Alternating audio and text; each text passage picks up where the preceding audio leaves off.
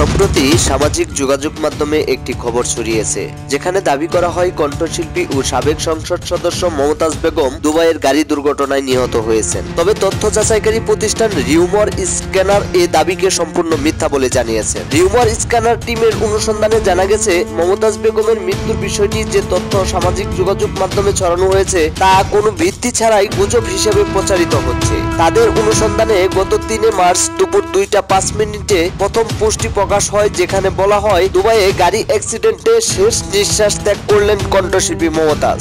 এই পোস্টটির মন্তব্যের ঘরে একটি ভিডিও লিঙ্ক যুক্ত করা হয়, তবে সেই লিঙ্কে প্রবেশ করলে তা একটি স্প্যাম ওয়েবসাইটের লিঙ্ক হিসেবে চিহ্নিত হয়। পরবর্তীতে রিউমার স্ক্যানার প্রাসঙ্গিক কিওয়ার্ড সার্চ করে এবং বিভিন্ন বিশ্বস্ত সূত্রে তথ্য খোঁজার পর এই দাবির কোনো সত্যতা পাওয়া যায়নি। এছাড়া মমতাজ বেগম সম্পর্কে জানতে চাওয়া হলে এই মিথ্যা খবরের দাবির সাথে কোনো গণমাধ্যম বা বিশ্বাসযোগ্য সূত্রের প্রমাণও পাওয়া যায়নি।